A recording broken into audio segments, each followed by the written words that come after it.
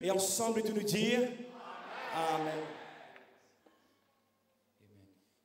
Sous l'acclamation qui est tirée d'un évêque, évêque Serge Aimé, nous pouvons venir et Seigneur qui peut intervenir ce soir. Nous sommes capables de faire à la mauricienne. Amen.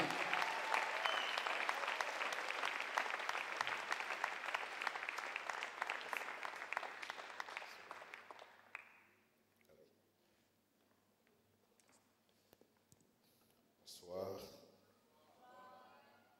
Est-ce qu'on peut lever nos mains et prier?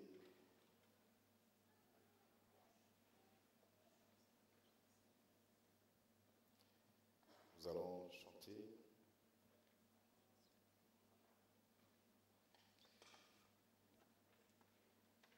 Tu as dit que tu avais le chant en français.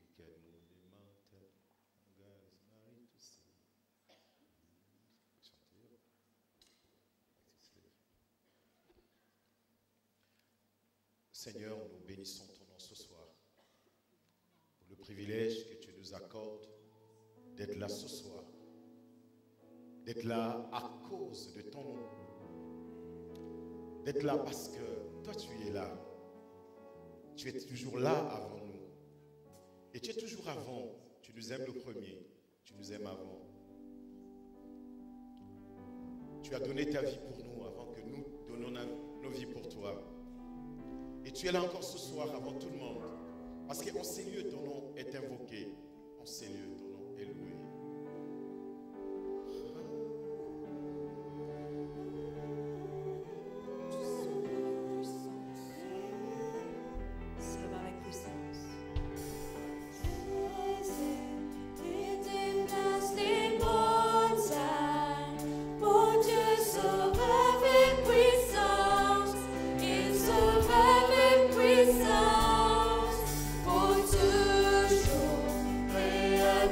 This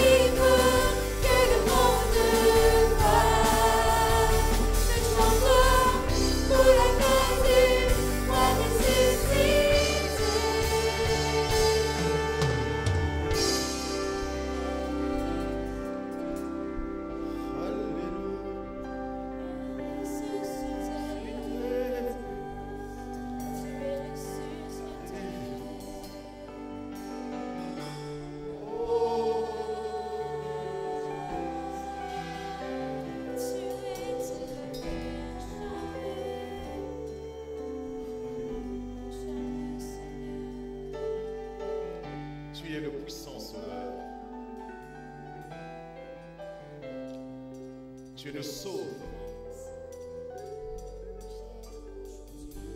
Tu nous sauves parce que tu es le sauveur. Nul n'est comparable à toi, Seigneur. Nul n'est semblable à toi. Ce que tu veux, tu le fais. Tu le fais bien. Tu le fais très bien. Tu le fais parfaitement. Merci, Seigneur. Merci. Tu es le puissant sauveur, celui qui déplace les montagnes. Celui qui dit un mot dans les cieux, les choses sur la terre s'exécutent. Il ordonne et les choses rentrent dans l'ordre. Tu es merveilleux. Joignons nos mains, acclamons le roi des rois, acclamons le Seigneur des seigneurs, acclamons-le. Il est merveilleux, notre Dieu. Alléluia. Vous savez que je suis auteur. Merci beaucoup. Merci, acclamons le Seigneur pour ces merveilleuses personnes.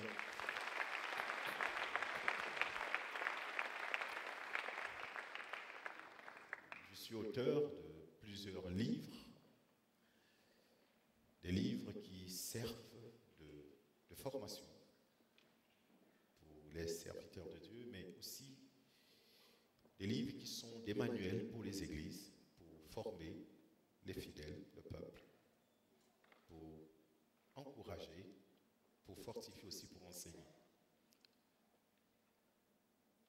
Et je vous encourage à lire, à lire.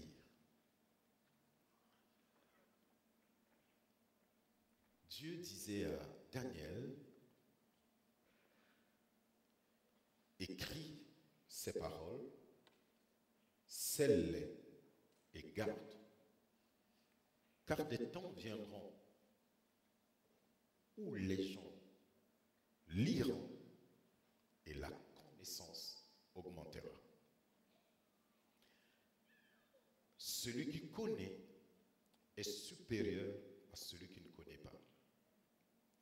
Et celui qui ne connaît pas a peur de celui qui connaît.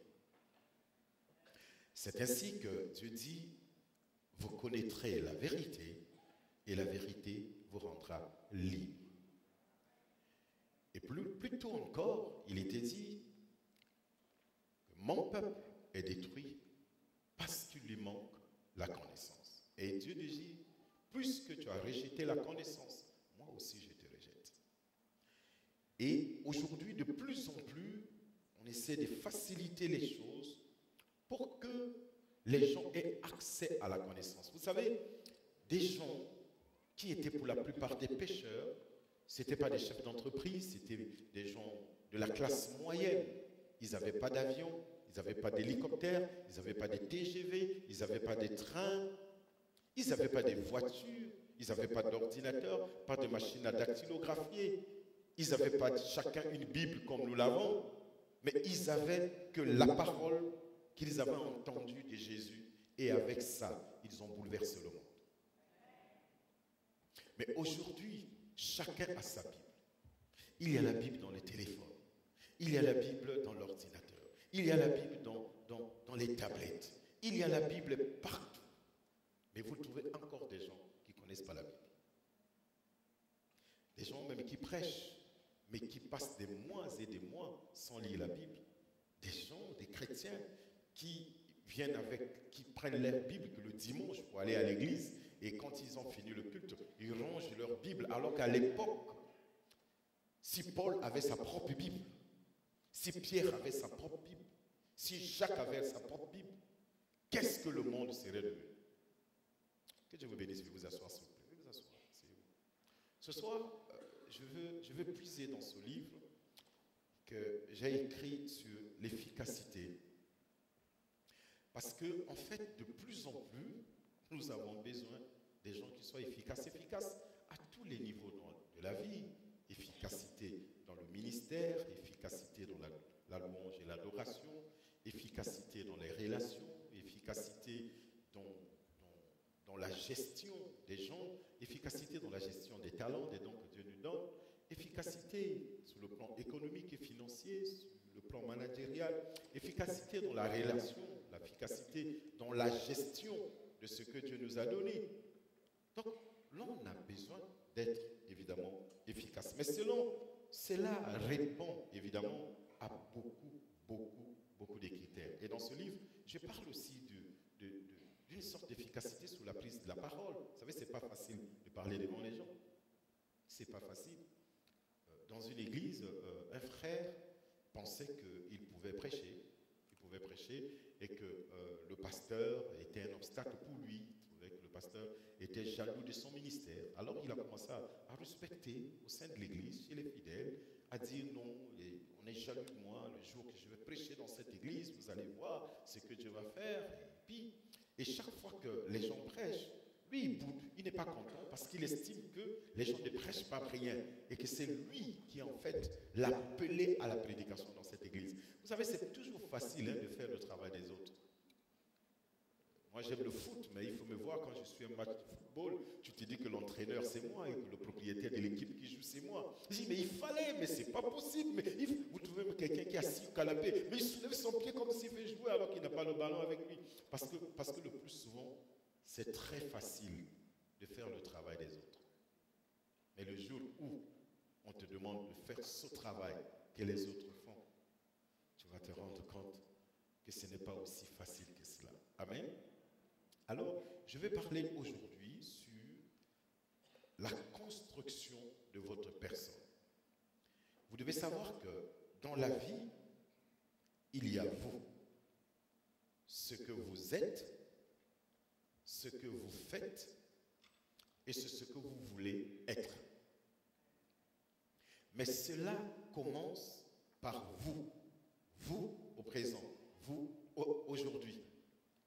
L'on dit que demain se construit aujourd'hui à partir de l'expérience du passé. Et Dieu, se présentant à Moïse, quand Moïse lui a dit, tu m'envoies parler à ces gens, ils vont me demander qui t'a envoyé. Qu'est-ce que je leur dirai? Quel est ton nom?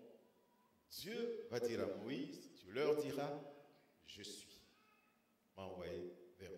Je, moi, suis présent. Alléluia. Je suis tel que je suis, tel que je suis, tel que je suis. Mais en fait, qui suis-je? Vous devez savoir que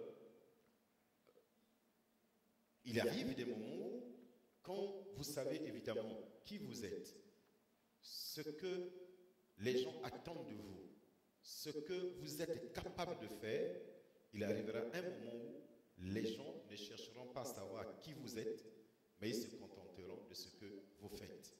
C'est comme ça que vous pouvez, par exemple, ouvrir un grand centre commercial.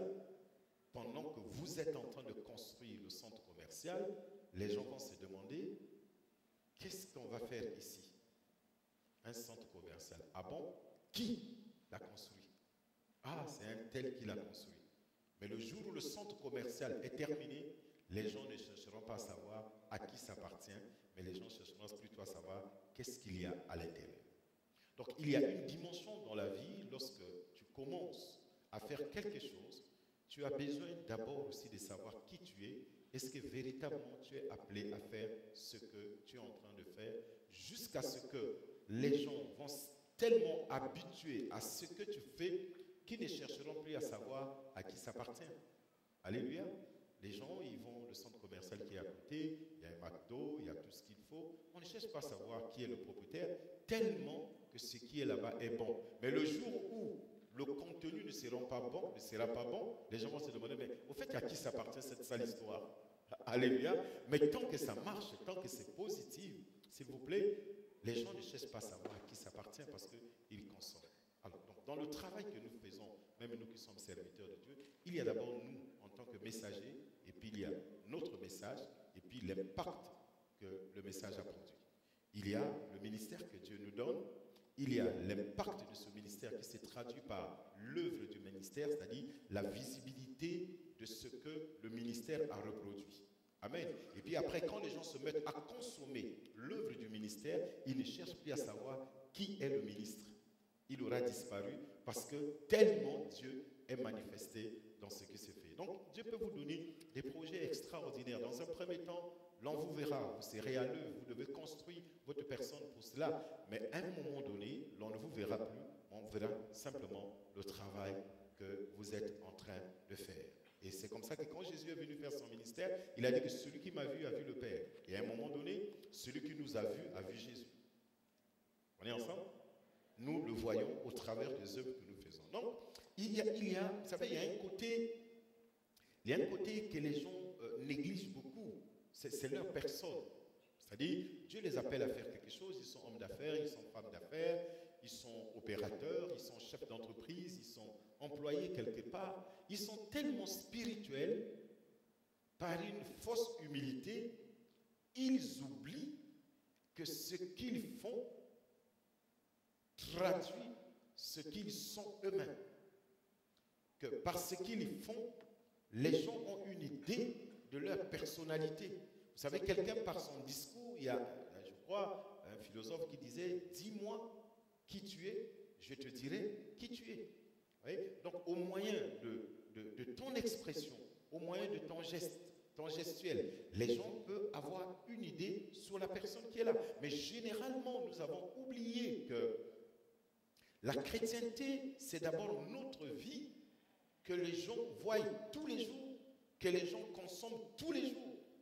Alléluia. Ça veut dire que notre attitude, notre comportement a un rôle à jouer. C'est le message qui passe avant la prédication, notre attitude.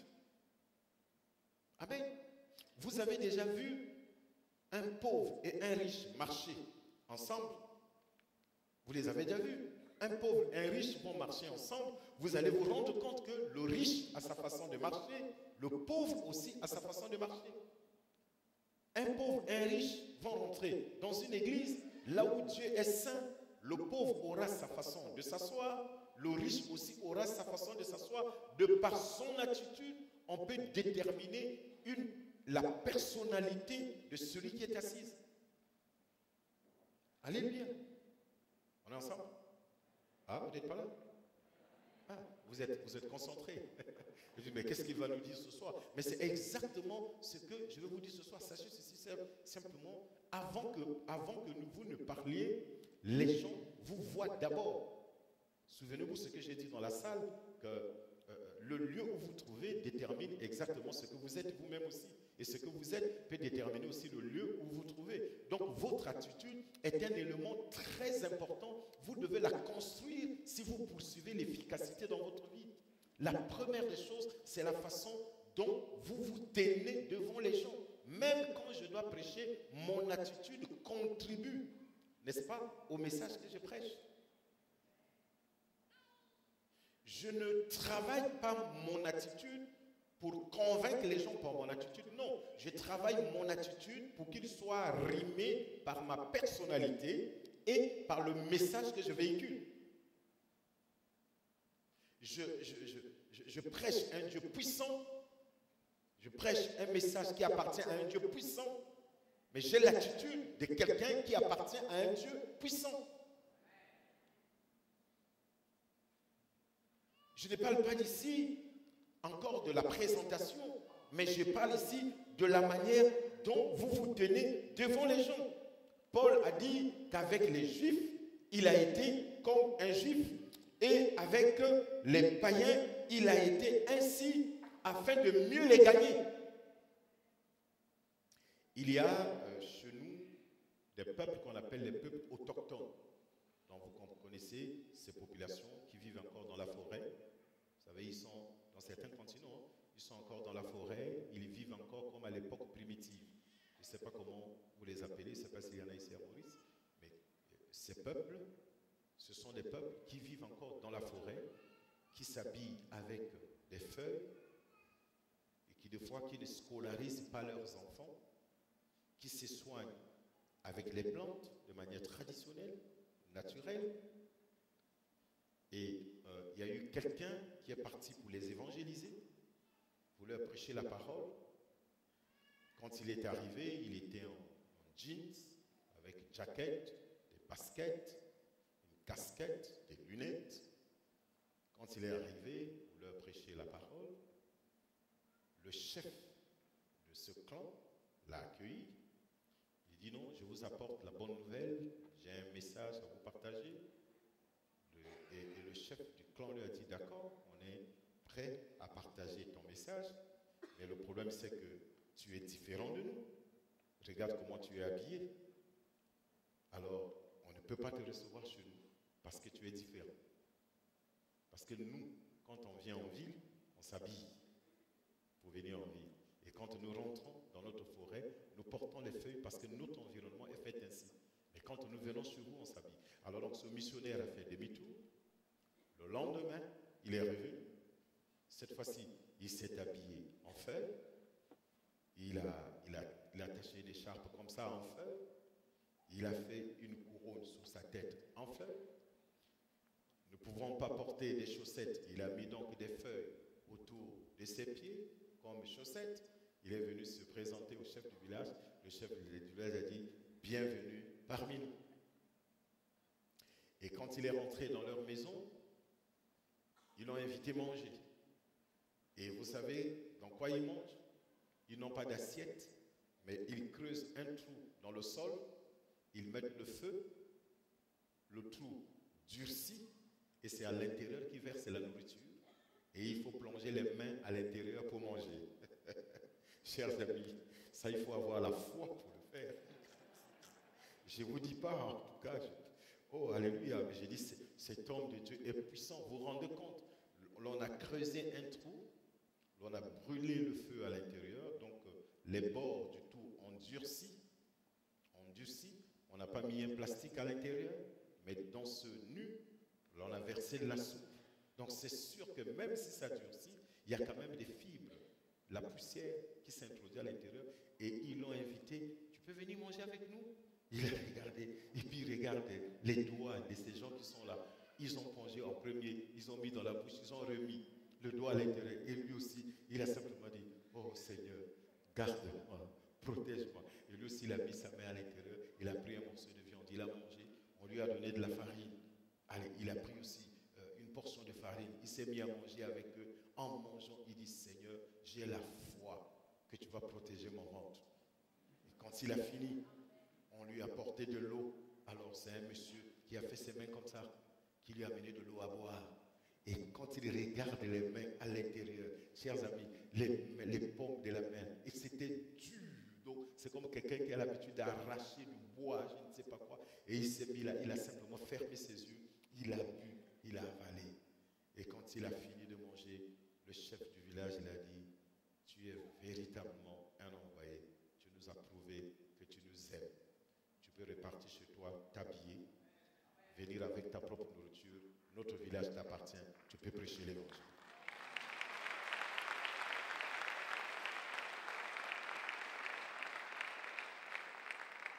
Tu peux prêcher l'évangile. Ça veut donc dire qu'on peut apparemment avoir une bonne attitude, mais qui en fait est une mauvaise attitude qui choque les gens. Ça veut donc dire qu'en travaillant ton attitude, tu dois tenir compte de l'environnement dans lequel tu dois évoluer. Une attitude qui est compatible à l'environnement dans lequel tu évolues. Alléluia. Tu ne peux pas aller, je ne vais pas avoir un amen.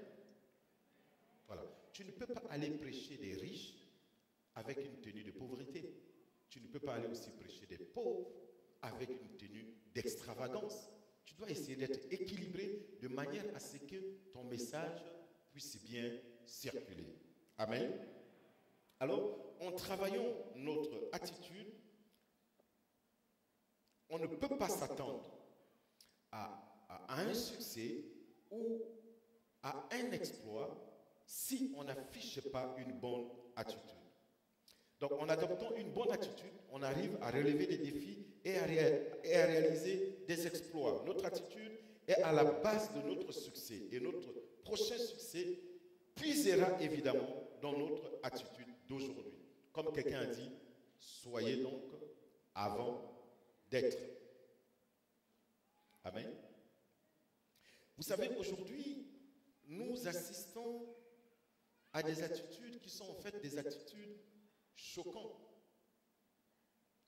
Je suis allé dans une église, c'est vrai, vous savez, chers amis, notre Dieu est un Dieu prospère, notre Dieu est un Dieu riche, notre Dieu est un Dieu qui peut prendre quelqu'un de la poussière, le faire asseoir avec les grands, mais notre Dieu aussi, c'est un Dieu d'équilibre. Alléluia. C'est un Dieu d'équilibre. Jésus n'est pas venu prêcher l'évangile en portant des feuilles, mais il est venu prêcher l'évangile dans un continent, au milieu d'une civilisation. Et il s'habillait comme les gens de cette époque. Alléluia. La Bible dit que quand il est allé à la croix, il avait une tunique qui était en couture unique du haut jusqu'au bas, pour lesquelles les gens se sont arrachés, parce que certainement ça avait de la valeur. Mais c'était la tenue de l'époque, qui allait avec l'environnement. Et je crois que dans ce domaine, nous devons aussi quand même faire attention. Lorsque la Bible dit que les femmes doivent s'habiller de manière décente, ça ne veut pas dire qu'elles doivent s'habiller n'importe comment, mais elles doivent s'habiller de manière à ce que tous ceux qui sont autour de eux soient capables de les apprécier. Donc c'est des habillements qui ne choquent pas l'environnement. Vous savez, que ce soit des hommes, que ce soit les femmes, mais les femmes en particulier, il peut arriver à un endroit, mais pour s'asseoir, c'est tout un problème. Même pour elle-même, pour s'asseoir, c'est tout un problème parce que soit la jupe est dans des proportions où, pour s'asseoir, elle ne peut pas se lever comme elle veut, et même s'il y a un événement, elle doit fuir. C'est compliqué pour elle. Alléluia. Est-ce qu'on est ensemble? Ah, vous ne voulez pas qu'on parle de ça? Vous ne voulez pas qu'on parle de ça? Mais c'est la réalité, chers amis. Moi, je crois quand même que par notre habillement, nous pouvons adorer Dieu. C'est-à-dire que notre façon de s'habiller peut être une offrande à Dieu, peut être une adoration à Dieu. La Bible dit, présentez-vous devant l'Éternel avec des ornements sacrés. Mais c'est l'habillement. Des ornements sacrés, c'est-à-dire un accoutrement dont Dieu même prend plaisir.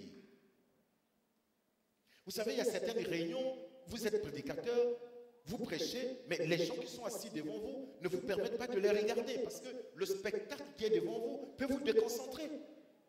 Mais ces gens parlent en langue, ils sont remplis du Saint-Esprit. Et quand le Saint-Esprit tombe sur eux, vous êtes obligés de casser vos yeux parce que ce que vous allez voir, on est obligé de courir avec des pagnes pour protéger. Mais pourquoi ne pas s'habiller de manière décente, de manière à ce que, même si le vent du Saint-Esprit souffle sur toi, tu tombes, tu es toujours en sécurité. Mais pourquoi il faut cacher le corps pendant que tu tombes? Mais c'est la tenue de tomber. Quand tu tombes, reste avec.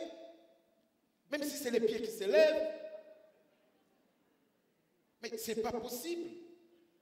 J'entendais des jeunes me dire, oui, Bishop, ça c'est la mode, le style DVD. Je dis, ah bon, le style DVD? Oui, le style DVD, c'est dos, ventre, dehors.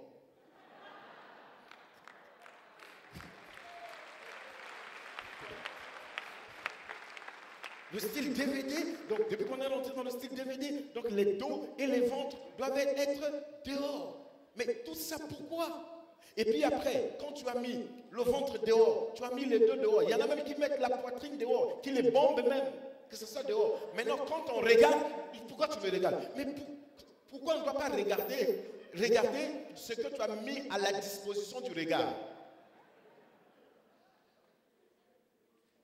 Et celle qui a fait ça, quand le frère regarde, non, le frère là, il est vicieux, c'est un païen.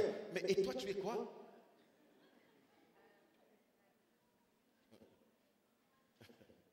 Alléluia. Non, moi je crois qu'on peut bien s'habiller en protégeant son corps. On peut bien s'habiller. Vous savez, aujourd'hui, on entend dans les réseaux, les gens disent, non, elle met en valeur son corps. Quel corps que tu mets en valeur? Parce que la chose qu'on met en valeur, on la place comme dans une bourse. C'est-à-dire qu'on lui donne une valeur par rapport au milieu où il se trouve. Donc, si tu mets ton corps en valeur, alors ça veut dire qu'il prend de la valeur par rapport à la personne qui veut s'en approprier. Mais tout ça, ce sont des mots pour justifier, légitimer le désordre qui se passe. Et vous voyez, papa est à la maison, mais regardez sa fille, et on n'est pas surpris que le petit frère ou le grand frère est allé violer la petite sœur. Est-ce qu'on est ensemble? Ah, vous m'aimez toujours? Dis à ton voisin, nous parlons de l'attitude. Moi, je pense que le corps que Dieu t'a donné est sacré. Quand tu es né, il y a ton père et ta mère qui avaient le droit de voir ce corps. Quand tu as grandi, ton père et ta mère n'ont plus le droit de le voir, ni quelqu'un d'autre. Quand tu te maries, c'est soit ta femme ou ton mari qui a maintenant le droit de voir cela. C'est sacré. On est ensemble? Mais donnez-moi un bon amen, s'il vous plaît. Et nous ne sommes pas esclaves de la mode. Et là encore que la mode, oui, la mode, c'est aussi un mot d'expression, c'est un moyen d'expression. Aujourd'hui, au travers de la mode, on inscrit la mode dans la culture. Ça veut dire qu'au travers de la mode, on fait passer un message. C'est ce que les grands stylistes disent. Par la mode là, par cette tenue, je fais faire passer tel message. Ça veut donc dire que celui qui porte la tenue fait passer le message de la tenue.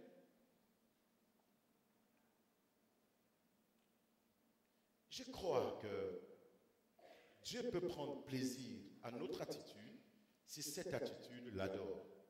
Cette attitude contribue à l'adorer. Moi, je ne pense pas que parce qu'on a porté ce qui est cher, parce qu'on est extravagant, parce qu'on est dans l'opulence, que cela est le symbole de la prospérité. Non. Moi, je crois simplement que la prospérité commence au moment où tu acceptes ce que tu es fier de ce que tu es et tu avances dans la société dans le style où tu es. Oui. Moi, je ne crois pas. Moi, je ne crois pas. Parce que j'ai vu quelquefois, même à certaines conférences, ça ressemble à la compétition. Ouais, donc ceux qui montent au podium, la façon de s'habiller, vous vous dites, mais qu'est-ce qui se passe ici? Est-ce qu'on est à un défilé des modes? Mais non.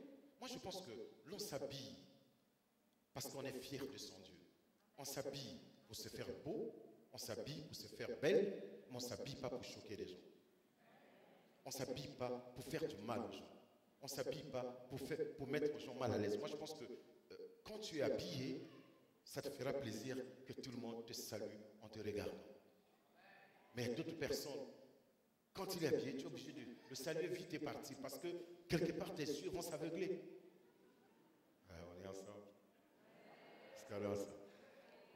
Notre attitude peut être quelque chose de très positif dans la quête ou la poursuite de l'efficacité. Notre façon d'envisager une situation déterminera d'avance notre victoire ou notre échec, car la foi, la confiance et l'optimisme peuvent influencer les événements et même permettre de surmonter tout problème éventuel. Donc, l'attitude importe plus que les faits. Les faits peuvent ériger sur notre chemin des difficultés dures à surmonter, mais l'attitude que nous adoptons face à ces faits importe plus. Quand quelqu'un veut t'intimider, il se présente devant toi, et quand tu baisses le regard, c'est terminé pour toi. Alléluia. Mais ton attitude de fierté, ton attitude de personne équilibrée, de personnes imperturbables peut mettre ton adversaire en difficulté. Alléluia. Quand j'étais jeune, je devais avoir 8 ans, 9 ans, 8 ans, j'étais au C1 et j'avais donc un ami, il était, excusez-moi, il était paralytique, hein, il boitait comme ça. Mais ce garçon m'a fait souffrir. Nous partions à l'école à pied et j'avais droit à un peu d'argent de poche pour dépenser à l'école, ou soit l'on nous faisait des sandwichs à la maison pour aller manger à l'école. Donc quand je sortais de la maison, dans la rue, lui s'arrêtait. Il fait ça. Donc je dois lui donner tout ce que j'ai. Et je pars à l'école affamé. Et il me dit, si tu dis ça à tes parents, tu verras ce que je vais te faire. Alors j'étais avec ma petite sœur et mon petit frère. Des fois, ils prenaient pour nous trois. Vous savez, nous avons la responsabilité de bien éduquer nos enfants. Ce genre d'attitude paye toujours mal après. Alors, quelquefois, quand je n'ai rien, il m'attrape. m'attrape, il me bat, je pleure. Et quand je vais à l'école, je pleure. Une fois, je reviens de l'école. Dès que je le vois dans la rue, il est debout comme ça, il m'attend. Je commence déjà à pleurer. Alors que lui, il était invalide. Moi, j'étais valide. Mais son attitude me terrorisait. Donc, avant même qu'il m'ait tapé, j'ai déjà senti le coup sur mon corps. Donc, quelquefois, j'ai crié, ah! Avant même qu'il me touche, j'ai déjà crié. Alléluia. Donc, son attitude d'autorité, son attitude de guerrier, me mettait dans les situations où j'étais toujours obligé de fuir. Alors, un jour, en revenant de l'école, évidemment à midi, j'étais seul. Lui, il revenait de manger. Donc moi, j'avais traîné un peu à l'école, amusé avec des amis. Donc je suis revenu, je crois, avec 30 minutes de retard. Il devait être donc 13 heures. Et lui, il avait déjà pris son repas de midi. Et quand il m'a vu venir, il est sorti dans la rue. Donc j'étais sa boule de basket, quoi. Il pouvait taper comme il voulait.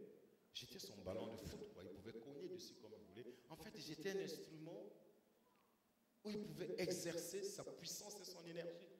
J'étais déjà vaincu. Quand je le voyais, j'étais déjà vaincu. Alors, ce jour-là, j'arrive, il était debout comme ça, au milieu de la rue. Et quand je venais, j'ai tremblé. D'abord, j'avais faim. J'avais hâte d'arriver à la maison parce que déjà, j'étais en retard.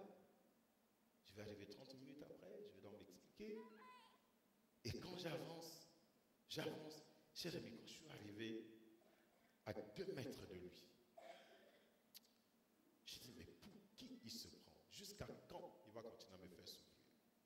Alors, quand je suis arrivé à 1 mètre de lui, j'ai serré mon poing et je lui ai donné un coup droit dans le ventre. Comme il venait de manger, il n'avait pas encore bien digéré. Donc vous comprenez? Il n'avait pas encore bien digéré. Je lui ai donné un coup dans le ventre. Je crois que ce qu'il avait mangé est remonté. Et puis, paf, il a commencé à vomir. Dès qu'il a commencé à vomir, allez, je suis encore avancé. Et puis il a dit, non, pardon aimé, pardon aimé. À partir de ce jour-là, j'avais eu ma délivrance. Pourquoi? Parce que mon attitude avait changé.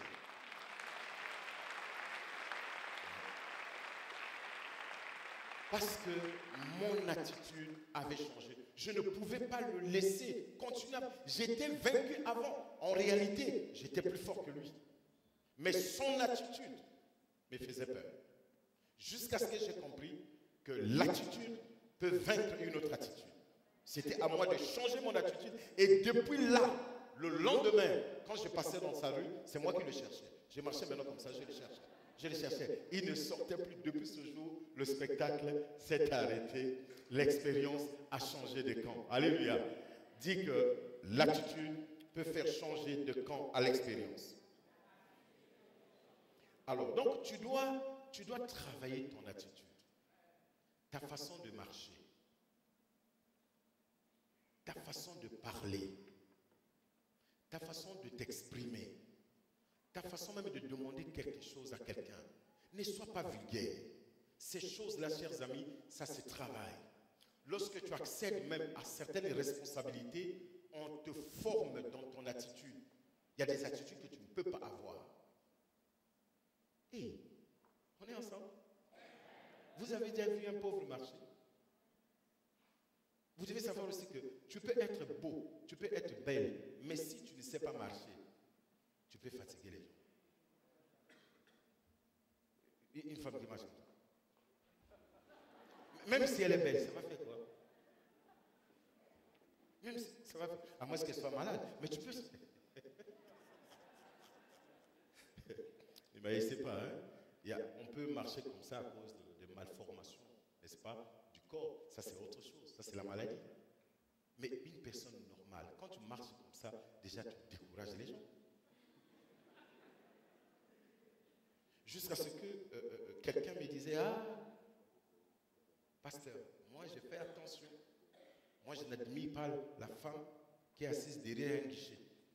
Parce que quand elle va se lever, quand elle est assise, tu vois seulement le visage. Mais quand elle va se lever, va commencer à marcher, tu vas dire, mais qu'est-ce qui m'arrive? L'attitude est importante. Vous trouvez des gens qui n'ont pas beaucoup d'argent, qui n'ont pas beaucoup de moyens, mais qui ont une bonne attitude et qui se font respecter. L'attitude, quand tu vas dans la maison des gens, l'attitude quand tu vas dans un bureau, on te laisse dans le bureau, la personne est sortie, et puis tu es là comme ça. Tu es là comme ça. Mais aujourd'hui, il y a des caméras partout, on peut te surveiller. Alléluia. La personne te laisse dans le bureau, tu commences à aller partout. Il dit, mais tu cherches quoi? Ça cache quelque chose. Ça cache aussi l'esprit du vol.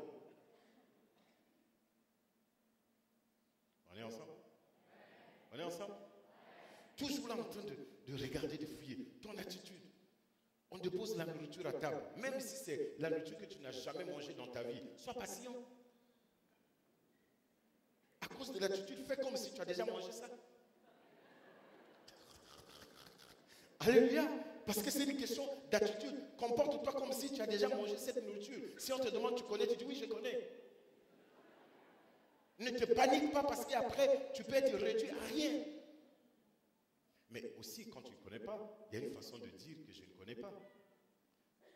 Tu ne dis pas que je connais alors que tu ne connais pas, mais tu peux dire que je ne connais pas, mais avec une bonne attitude. On est ensemble? Alors, deuxième chose que tu dois travailler, si tu veux vraiment que Dieu te bénisse, que tu sois efficace, c'est travailler le silence. Vous savez, dans l'attitude, il y a le silence. Et je vais parler de deux types de silence. Il y a le silence comme étant l'expression de notre foi.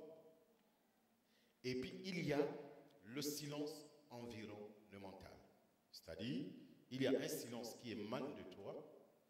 Et puis, il y a un silence que t'impose l'environnement. Et je vais m'expliquer.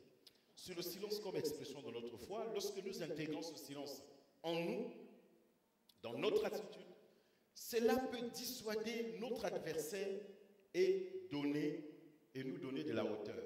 J'étais invité à manger avec des gens dans un restaurant. C'est des gens que je ne connaissais pas, ils étaient 5. Il y a une seule que je connaissais, que j'avais entendu parler. Bon, je suis venu donc, c'était à une conférence, et puis bon, on est allé manger. Et puis il y a un qui s'est mis à parler. Vous savez, il y a des gens, quand ils parlent, c'est pour que vous puissiez réagir afin qu'ils puissent avoir la personnalité des uns des autres. Et donc, tout le temps qu'on était là, quand ça... Moi, je suis arrivé, ils ne savaient pas qui j'étais. Et il y avait là un monsieur qui était venu, je ne sais pas si c'était de la France, qui a presque monopolisé la parole. Il parlait français, il parlait anglais, il parlait espagnol, il parlait allemand, il parlait portugais. Il parlait 5 langues. Et pendant qu'il était là à table, il a parlé les 5 langues. Alors que tout le reste qui étions là, nous ne parlons que français. Et puis quand il y a eu un monsieur qui est venu parler anglais, il a parlé anglais. Donc, il a tellement monopolisé la parole jusqu'à ce que, en fait, j'ai compris qu'il voulait nous impressionner. Il était au téléphone en espagnol. Il est au téléphone en anglais. Il est au téléphone en allemand. Mais c'est un grand monsieur. Mais c'est pas possible. Je dis, mais c'est qui ça? Alors, vous savez, vous êtes à une conférence, vous ne connaissez pas les gens. Et puis après, bon, il a tellement parlé. Je crois qu'il était en train de nous imposer sa carte de visite. Et nous étions là assis, on l'écoutait, on mangeait. Quand mon téléphone a sonné, j'ai pris mon téléphone, je me suis déplacé, je suis allé dans un coin, j'ai parlé calmement, je suis revenu. Mais quand son téléphone sonnait, il me disait, allô, how are you? Ah, comment está? Tudo bem? Il parle, oh, danke.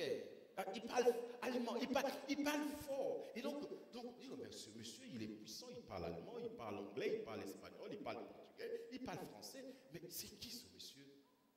Il sort des cartes bancaires, il a au moins 10 cartes bancaires. Il parle. Mais il est homme d'affaires, il est homme politique. Et puis, à un moment donné, celui qui nous avait invités au restaurant est arrivé. Et quand il arrive, il commence d'abord par moi, il dit, oh, salut Bishop. me présente le bishop Serge Mezabatou. C'est quelqu'un. Et puis je lui ai dit, l'homme là qui faisait du bruit là, il a fait, oh, c'est le bishop Zabatou. Oh, bishop. Mais il fallait me dire, mais papa, il fallait se présenter. Mais papa, moi je vous cherche depuis. J'ai dit, ah, vous avez une drôle de manière de chercher les gens. Vous avez une drôle de manière de chercher les gens. Mais il a fait trop de bruit.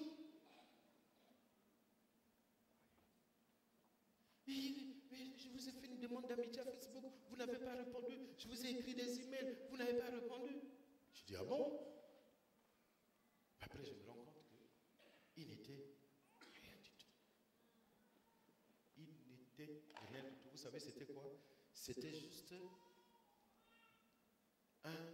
un spéculateur. C'est-à-dire un courtier. Si vous voulez vendre quelque chose, vous le donnez, il vous cherche un client. Vous savez, à la fin, il a commencé à nous proposer des choses si on veut acheter. Il a commencé à nous proposer des voitures, nous proposer des choses si on va acheter. Mais c'est pas possible. Avec 10 cartes bancaires, avec 5 langues, lui-même n'a pas de voiture, il est à pied, donc il est venu en taxi. Mais je dis, mais c'est quel impressionniste! Quand vous l'avez vu, comment il est habillé, les téléphones, la bague, la montre, ses lunettes, vous dites non, ce monsieur-là, soit il est ambassadeur, soit il est ministre, soit il est PDG d'une entreprise. Mais ce qui m'a choqué, c'est que ça, à la fin, quand on a fini, on doit partir. Nous tous, on monte dans les voitures et puis on le voit en train de marcher. Il va chercher un taxi. J'ai dit, oh, il n'a pas de voiture. Non, ce n'est pas un choc d'aller prendre un taxi. Mais le problème, c'est que quand on a cette attitude-là, dans nos villes, dans certains pays, le taxi, c'est pas grave. Hein? Vous pouvez prendre une Mercedes, gros cylindre de taxi. Oh là, chez nous, les taxis, là, c'est des voitures de 4 000 euros, de 3 000 euros qui font taxi. On est ensemble? Je crois qu'il a eu une attitude positive sur lui, mais il a une mauvaise façon de vendre son attitude. Il est bien habillé, il a des objets de valeur sur lui, mais il ne sait pas comment se comporter devant les gens. Il est complexé. Il lui manque le silence. S'il avait ajouté à ce qu'il a sur lui, les langues qu'il a, s'il avait ajouté le silence, ce serait quelqu'un à respecter. Mais je vous dis, toutes les 5 autres personnes qui étaient à la table, personne n'a accepté d'acheter quelque chose venant de lui, parce qu'on l'avait trouvé trop vulgaire. On est ensemble? Donc, il y a ce silence que Dieu nous impose dans Exode, le chapitre 14, versets 14 à 16. C'est Dieu qui parle à Moïse. Il dit à Moïse dans Exode 14, 14 à 16, « L'Éternel combattra pour vous et vous garderez le silence. » L'Éternel dit à Moïse, « Pourquoi ces cris? Parle aux enfants d'Israël et qu'ils marchent. Toi, lève ta verge, étends ta main sur la mer et fends-la, et les enfants d'Israël entreront au milieu de la mer à sec. » Comment Moïse, poussé par l'Esprit, peut-il demander aux enfants d'Israël de garder le silence alors que devant eux, il y a le rugissement de la mer et puis derrière eux, il y a les cris de guerre des pharaons, des Égyptiens?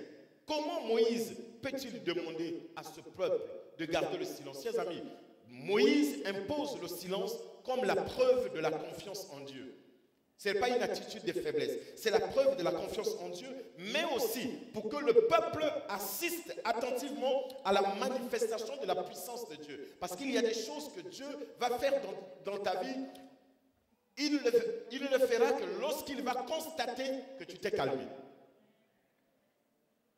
Lorsque tu t'es imposé le silence autour de toi, c'est en ce moment-là que Dieu rentre en action. Dieu pouvait faire en sorte que Israël continue à s'agiter et qu'au milieu de l'agitation, Moïse puisse étendre sa verge vers lui et puis étendre sa main sous la mer pour qu'elle se fende en deux. Mais non, Dieu a voulu que tout le monde se calme. Lorsque Jésus s'est mis à prêcher dans cette vallée, à prêcher, et qu'on lui a proposé que les gens puissent manger parce qu'ils avaient faim, Jésus a demandé qu'on les fasse quoi? Asseoir. Ça dit qu'ils doivent se calmer. Ce n'est pas au milieu d'un certain bruit que Dieu va te bénir. Dieu voudra te voir calme pour que toi-même aussi, tu puisses voir comment il va opérer en ta faveur. Donc tu restes simplement silencieux et tu vas voir comment il va se manifester dans ta vie. Et c'est là, chers amis, je l'ai vu même à certaines réunions où j'ai fini de prêcher, j'ai demandé aux gens de se mettre debout, de lever leurs mains, de rester silencieux, que personne ne parle, mais que vous priez au fond de vos cœurs. Et j'ai vu des miracles s'opérer. J'ai entendu les gens commencer à crier. Le silence seulement a été quelque chose pour opérer dans les vies des gens. Et vous trouvez des gens, des fois, ce silence-là, vous trouvez quelqu'un qui se met à genoux, il est là à genoux devant Dieu, il prie, Seigneur, je suis ton serviteur, je te bénis, je suis ton enfant, alléluia, je t'adore, oh Seigneur, donne-moi du travail, Seigneur, guéris-moi, Seigneur, délivre-moi de ma santé, alléluia, gloire à Dieu, Seigneur Jésus, merci, merci, alléluia, au nom de Jésus, j'ai prié, amen. Allez, il s'en va. Maintenant, au moment où Dieu veut le répondre, il regarde, la personne n'est plus là. Il a parlé, il a fini. Maintenant, au moment où Dieu veut le parler, on le cherche, il est en train de regarder la télé. Mais non, je crois, quand tu t'es mis à genoux, quand tu as parlé, tu as fini, reste d'abord là, silencieux, sans rien dire. Si tu es à genoux, reste là à genoux quelques minutes. Si tu es allongé, reste allongé quelques minutes. Si tu es couché, reste couché quelques minutes. Même si tu n'entends pas une voix audible, tu entendras au moins une voix dans ton cœur. Dieu va te répondre.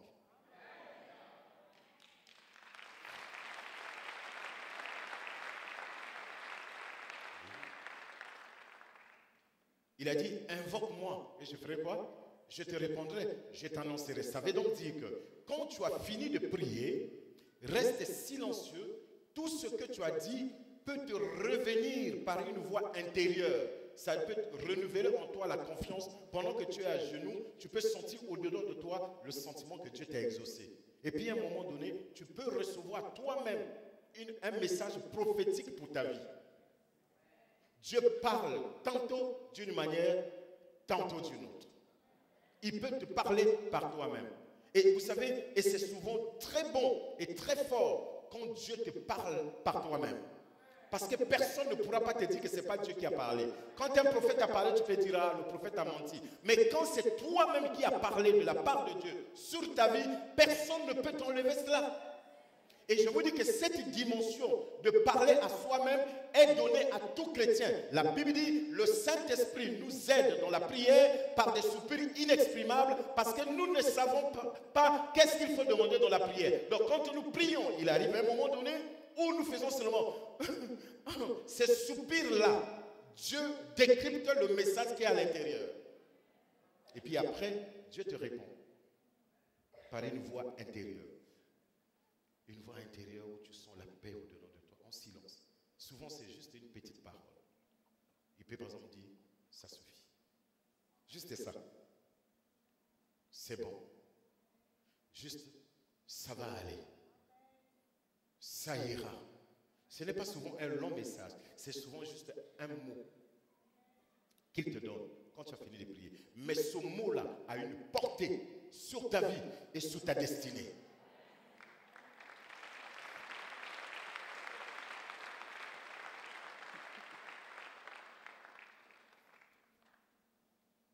Moïse leur dit, et c'est là où c'est intéressant d'ailleurs, Moïse leur dit, ne craignez rien. Deuxièmement, restez en place. Troisièmement, et regardez la délivrance. Ne craignez rien. Restez en place et regardez. Aucun chrétien ne peut passer sa vie sur la terre sans pourtant que Dieu lui montre de quoi il est capable. Il y a des choses que Dieu fera pour que tu voies toi-même, pour que cela puisse renforcer ta foi lorsque tu vas rencontrer d'autres problèmes, pour que ta foi ne soit pas bâtie sur le témoignage des autres. Il veut construire ta propre vie avec un témoignage puissant de la réalité de sa présence dans sa vie. Donc il y a des choses que Dieu va accomplir en ta présence, des choses que tu vas voir de tes propres yeux, et tu diras, ça on ne m'a pas raconté, mais j'ai vu moi-même. J'ai vu moi-même. J'ai vu. Le silence permet donc à Israël d'être comme spectateur d'une scène dans laquelle Dieu règle devant leurs yeux les comptes à leurs oppresseurs. Ceci afin qu'aucun détail ne leur échappe. J'ai vu, chers amis, une sœur travailler dans une entreprise où l'on racontait de mauvais témoignages sur elle. Les gens ont fait circuler des mauvais témoignages, comme quoi elle flirte avec le patron de la société. Non, elle a volé. On a dit beaucoup de choses sur elle. Le chef ne parlait pas. Personne ne pouvait la défendre. Jusqu'à ce qu'un jour, elle est convoquée dans le bureau du chef. Elle est assise. Et le chef commence à lui poser des questions sur une rumeur la concernant, un travail qu'elle avait mal fait. Vous savez, il y a des situations qui peuvent arriver dans la vie. Vous ne pouvez pas démontrer le contraire. Vous savez, jusqu'aujourd'hui, en Israël, les gens croient toujours que le corps de Jésus a été volé, qu'il n'est pas ressuscité. Mais au moment qu'on montre le corps qui a été volé, on n'a jamais vu le corps qui a été volé. Ça dit qu'il y a des choses qu'on peut coller à votre vie, mais tu ne pourras jamais prouver le contraire. Ça dit quand tu regardes autour de toi, les arguments, tu peux en avoir, mais les preuves, tu n'en as pas pour justifier ton innocence. Il n'y a pas longtemps, je crois qu'aux États-Unis, un monsieur en Floride, qui a été mis en prison, si ce n'est pas 28 ans ou 38 ans, c'est 28 ans ou 38 ans après qu'on a démontré qu'il était innocent. Mais il a passé les 28 ans en prison. Il ne pouvait pas prouver son innocence. Mais les événements à venir, 28 ans après, ont démontré qu'il était innocent. Donc il y a des situations où vous êtes là, les gens vous agressent, les gens vous assiègent, ils apportent des preuves, vous ne savez que dire, mais Dieu seul dans le ciel connaît la vérité, connaît votre innocence et il créera un jour les circonstances pour que la vérité soit connue. Parce que c'est très difficile de cacher la vérité. La vérité est rebelle, la vérité est têtue. Si vous ne la libérez pas, elle finira par sortir elle-même et confondre les gens. Elle était là, assise dans ce bureau.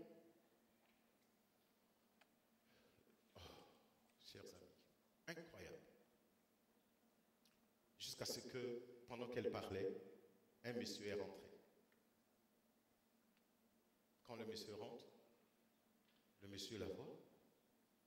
Vous, c'est madame Intel? Oui.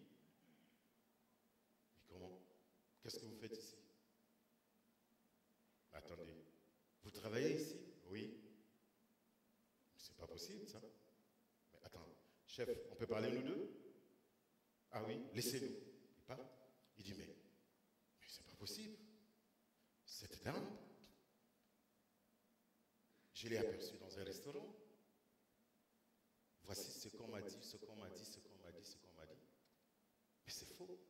Qui t'a dit? Mais c'est une dame qui travaille ici. Je peux l'appeler.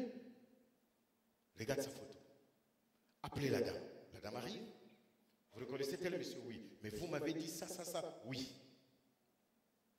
On rappelle l'autre dame qui était sortie. On les confond. Ce jour-là, on va se rendre compte que la personne qui a organisé tout le mensonge au sein de l'entreprise, c'était sa collègue avec laquelle ils étaient dans le même bureau. Cette collègue-là priait. Cette collègue-là, quand tous ces problèmes ont commencé, elle lui a dit, je vais jeûner avec toi. Alors que c'est elle qui organisait le mensonge. Elle a jeûné avec elle. Elle l'a soutenue dans la prière pour quelque chose qu'elle-même est en train d'organiser. C'est pour cette raison, chers amis, je crois que, non, écoute, tu peux faire confiance en Dieu. Tu peux faire confiance aux gens. Mais je crois qu'il faut d'abord faire confiance en Dieu. Parce que ce n'est pas sûr que cette même personne qui te dit chaque jour je t'aime, je suis avec toi, ce n'est pas étonnant que ce soit lui le responsable de toutes les choses qui s'orchestrent autour de toi. Et ce jour-là, cette femme s'est rendue compte, pendant qu'elle cherchait son ennemi ailleurs, l'ennemi était la personne qui était dans son bureau, priant avec elle, jeûnant avec elle. C'est là où je comprends que Dieu a raison quand il dit l'amour ne doit pas avoir peur. Parce que si cette femme avait su que c'est sa collègue qui lui faisait ces choses, elle ne serait pas arrivée à ce niveau. L'amour parfait bannit la crainte. En réalité, cette femme voulait la détruire. Mais en faisant ça, elle s'est détruite elle-même. Parce que quand le chef a annoncé dans la société que la personne qui a fait telle chose, qui a fait circuler le mensonge, qui a détruit l'image, qui a sali l'image de telle dame, c'est elle, les gens ont fait ça. Parce que c'était sa meilleure copine. C'est elle qui la défendait. Même quand on disait des fois, elle disait, c'est pas vrai, moi je ne suis pas sûr, c'est pas elle. Mais c'est elle qui a fait circuler le mensonge. Judas était un grand chanteur, grand adorateur, grand loueur, mais ça ne lui a pas empêché de faire ce qu'il a fait. C'est pour cette raison, je ne vous interdis pas d'avoir confiance aux gens. Non, notre vie chrétienne est fondée sur l'amour. Le royaume, l'oxygène du royaume des cieux, c'est l'amour. Mais cet amour ne doit pas t'empêcher d'avoir une relation personnelle avec Jésus et de savoir garder le silence pendant que Dieu combat pour toi, pour te donner la victoire. N'importe comment, quel que soit ce que les gens vont faire, ton silence. Cette femme, elle n'a jamais parlé. Elle ne s'est jamais plainte. Mais elle s'est demandé toujours, Seigneur, pourquoi de telles choses dans ma vie? Jusqu'à ce que Dieu lui a montré. Regarde comment le méchant peut être habillé. Le méchant peut être vêtu d'un manteau d'amour, de solidarité,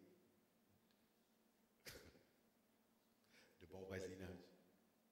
Mais personne ne pouvait, même elle, ne pouvait pas imaginer que ce soit elle. Vous savez, elle l'a regardé. Elle dit, je ne crois pas. Elle dit, je ne crois pas. Dis-moi, c'est vraiment toi qui as fait ça. Regarde-moi, c'est toi qui as fait ça.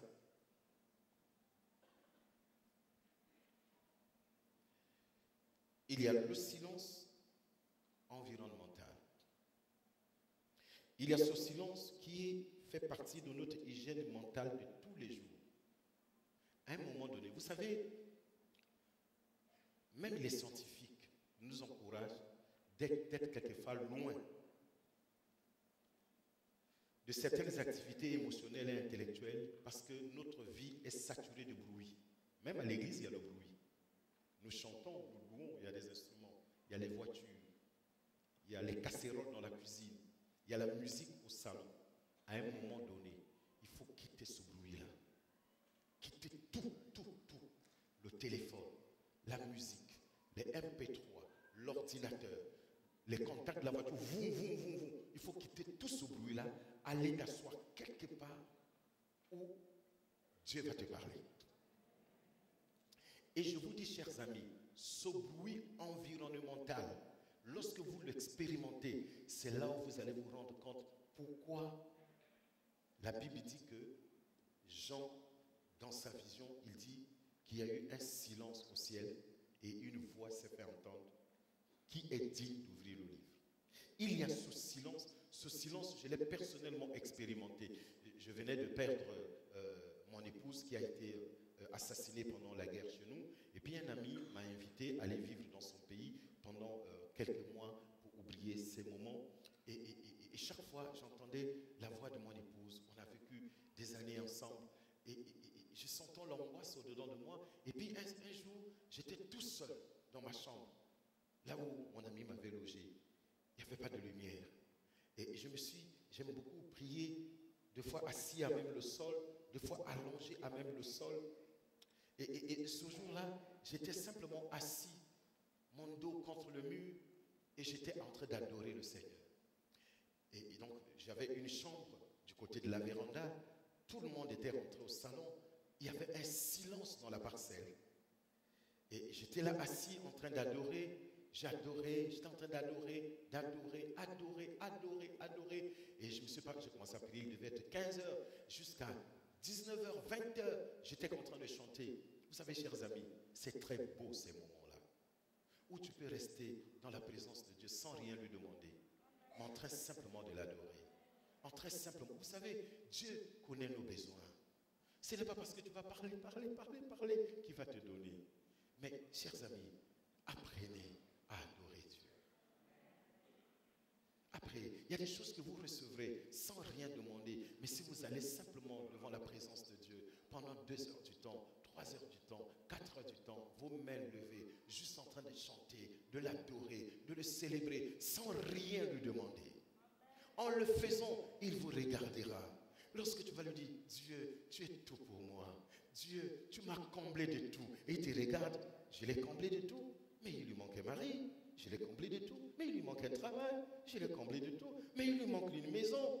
Lorsque tu passes ton temps, tes mains levées, ton cœur se répandre devant sa présence, tes mains levées, ou dans ton regard, tu t'imagines la gloire, la grandeur de ce Dieu. Simplement, sans lui demander l'argent, sans lui demander l'onction, sans lui demander du travail. Tu vas voir les choses qu'il va faire dans ta vie. Alléluia. Les plus grandes choses que Dieu a accomplies dans ma vie, je les ai réalisées lorsque j'ai passé mon temps à l'adorer. Je pouvais rester comme ça 7 heures du temps, rien qu'en train de l'adorer, rien lui demander. 7 heures du temps, lorsque je suis allé prier pour que Dieu me donne une autre femme, lorsque je suis allé prier, j'ai prié pendant 16 jours, et tous les 16 jours, je priais 10 heures du temps, mais dans les 10 heures, j'avais au moins 5 heures en train d'adorer Dieu. De l'adorer, parce qu'il y a une telle force, une telle puissance, lorsque tu répands ton cœur dans l'adoration, c'est le cœur de Dieu qui rentre dans le tien. Mais nous croyons que lorsque nous passons tout notre temps, Seigneur, donne-moi, donne-moi, donne-moi. Tu as demandé 1000, mais quelquefois tu n'as reçu que 1. Mais si tu passes ton temps à l'adorer 1000 fois, il te donnera 1000 de ce que tu n'as pas demandé.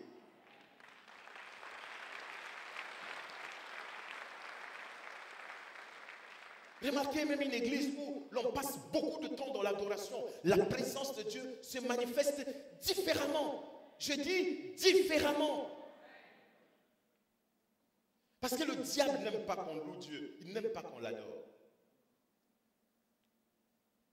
Le service dure 3 heures.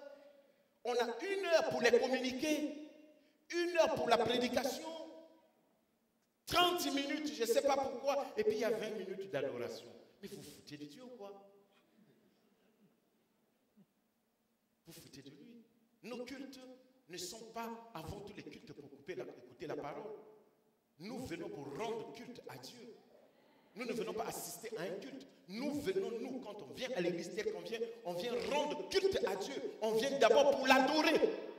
Et quand on a fini de l'adorer, la parole vient rentrer dans le cœur qui a adoré Dieu. Est-ce que je parle à quelqu'un ce soir, s'il vous plaît? Adorez-le et vous verrez des grandes choses qui s'accompliront dans vos vies.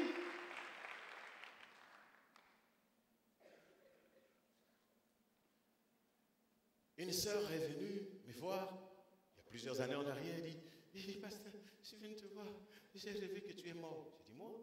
Ah, ok. Alors, je suis allé m'agenouiller. J'ai dit, oh Dieu, je t'adore parce que je vais mourir. C'est toi qui as dit, je t'adore parce que tu as trouvé quelqu'un d'autre qui va t'adorer plus que moi ici. Je t'adore, je t'adore. Et puis après, j'ai dit, mais tiens, pourquoi je dois mourir? Non, je ne mourrai pas, je vivrai. Et je raconterai les œuvres de l'Éternel. Et je continuerai à adorer le Seigneur. Alléluia. C'était certainement l'esprit de mort, mais l'adoration a chassé cela. Passer du temps à adorer Dieu, à développer un temps de silence. Et ce jour-là, j'ai adoré. J'ai commencé à chanter à 15 heures. Je chantais. Je suis un ancien choriste, hein? Choriste. Et dans mon église, je conduis aussi l'adoration. Et j'ai passé tout mon temps à adorer. Un moment, vers 8 heures, donc 20 heures, je suis resté silencieux.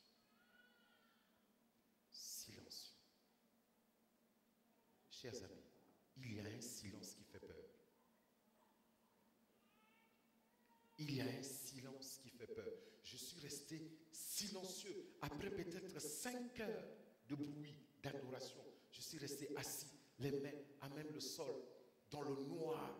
Et tout d'un coup, j'ai senti quelque chose. Mais j'ai regretté cela. J'ai senti quelque chose rentrer dans ma chambre. Et quand j'ai senti cette chose, j'ai crié, ah! Et puis la chose a disparu. Et c'était parti. Parce que j'ai eu peur. Vous savez, la présence de... Vous entendez les gens dire, oh moi, Jésus. Chers amis, ce Dieu-là, c'est difficile de le voir et de vivre. Quand Dieu manifeste sa puissance, non.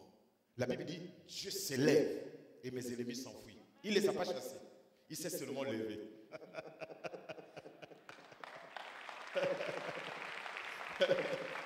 Il y a un chant qui dit, Dieu se lève et les ennemis s'enfuient. Dieu se lève, ses ennemis s'enfuient. Il s'est juste levé, les ennemis ont fui. Mais combien de fois si toi, tu te lèves pour l'adorer, oh l'adoration amène sa présence au milieu de toi. Qu'est-ce qui va arriver à tes ennemis?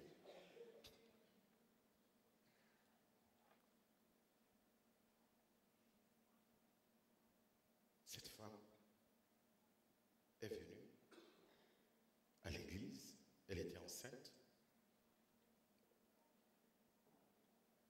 Elle avait déjà 12 mois, mais elle n'accouchait pas. Elle est venue ce jour-là. Depuis les 9 mois, je lui impose chaque fois les mains. Je lui impose les mains. J'ai dit, bientôt tu vas accoucher. 10 mois, elle n'accouche pas. Je continue à imposer les mains. J'ai dit, bientôt tu vas accoucher. 11 mois, 12 mois. Mais après, vous dites, est-ce que je dois continuer à imposer les mains? Depuis quand une grossesse fait 12 mois? Et ce jour-là, on était en train d'adorer Dieu. D'adorer. Il y avait, vous savez, la Bible dit, vous ne savez pas ce qu'un jour peut enfanter. On était en train d'adorer. Donc, on m'a donné le micro pour prêcher. Au lieu que je prêche, on a commencé à adorer. L'adoration était tellement forte. Je vous vois ici, vous venez donner l'offrande. Lorsqu'on a dit une parole, lorsqu'on a prêché, vous venez donner, c'est une très bonne chose. Mais elle est venue donner l'offrande à cause de l'adoration. Tu peux rester là. Tu es en train d'adorer, tu sens que la présence de Dieu est là. Tu peux venir déposer l'offrande. C'est une façon d'adorer Dieu avec ton cœur. Et cette femme, pendant l'adoration, elle était tellement grande, elle a tellement adoré qu'elle a ouvert son sac, elle a pris l'argent, elle est venue, elle a déposé, elle s'est pliée pour déposer dans le panier. Quand elle a déposé, elle veut se relever, elle n'arrivait plus à se relever. Elle veut se relever. Les contractions ont commencé. Dieu est trop bon. Dieu est trop bon. Dès que j'ai vu ça, j'ai dit, venez la chercher. On l'a pris, on l'a amenée à l'hôpital. Elle a accouché à cause de l'adoration et de l'offrande.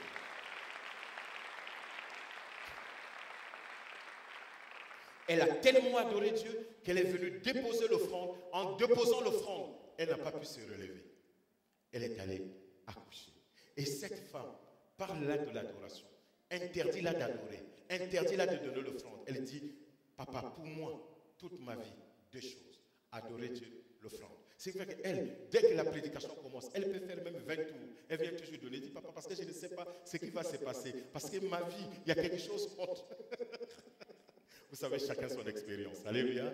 Chacun son expérience. Mais l'expérience de l'adoration, c'est une expérience recommandée à tout le monde.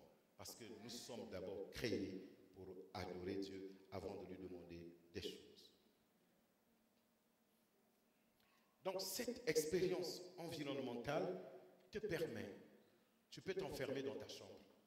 À un moment donné, tu peux t'enfermer dans ta chambre toute la journée. Un jour de congé, s'il n'y a pas d'activité, tu t'enfermes dans ta chambre. Tu peux louer une chambre d'hôtel, chercher un endroit où c'est calme, tu vas là-bas pour prier. Tu peux aller en campagne. Tu peux trouver une maison de retraite, loin de tous les bruits habituels. Parce qu'il y a des bruits, parce que ton cerveau peut se familiariser à un certain bruit. Le bruit du claquement de la porte. On sait que c'est la porte du salon. Ça fait toujours comme ça. Vous voyez, le bruit de la télé, le bruit de de ton climatiseur, le bruit de ton ventilateur, le bruit de ta musique, le bruit du refroidisseur de ton ordinateur. Donc ton cerveau est habitué à ce bruit. Et les scientifiques ont démontré que ce bruit réduit le bruit à excès, réduit les performances. Mais le silence, de temps à autre, les augmente. Il faut me voir quand je dors. Hein. Quand je dors, tu peux te dire qu'il y a un problème. Parce que quand je veux dormir, je pense que c'est l'un des moments les plus merveilleux dans ma vie. Je vous dis, il y a des gens qui dorment mal. Il dort, il ne peut même pas se retourner.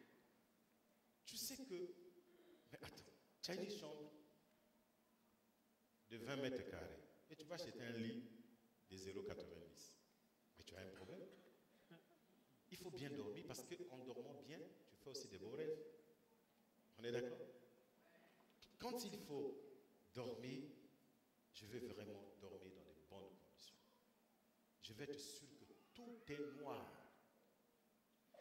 J'ai un ami qui m'avait invité quelque part, on m'a mis dans un hôtel, et la lampe qui éclairait la cour était à la porte de ma chambre. Donc, ça éclaire la cour, mais ça envoie la lueur de ma chambre. Alors, quand on va dormir, je prends les couettes, tout ça, je barricade la porte, tout.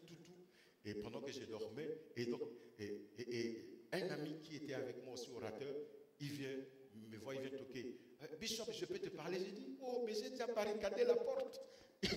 Il dit, comment? J'ai dit, mais j'ai déjà barricadé la porte. Si j'ouvre, ça va être encore compliqué parce que je dois superposer, je dois mettre la chaise sur la table, monter pour barricader parce que je veux que quand je dors, il ne doit même pas avoir la lumière, même pas du téléphone.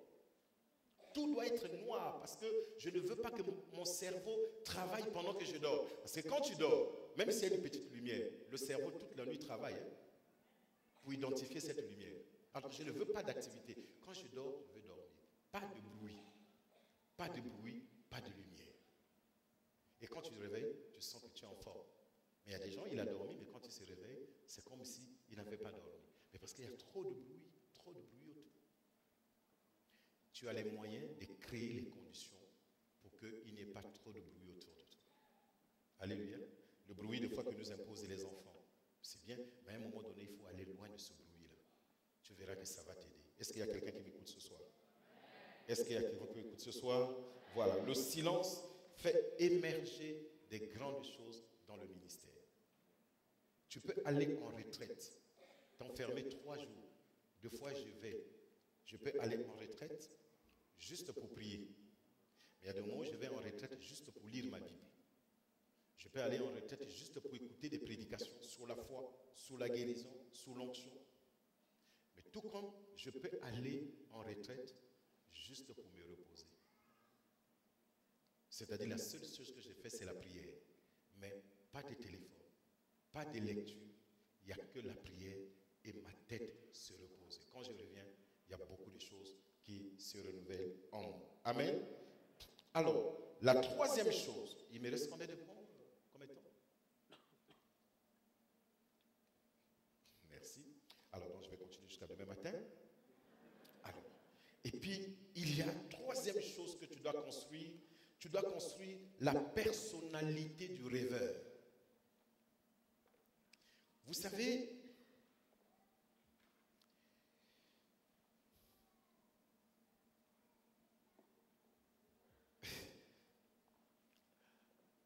le rêve fait vivre.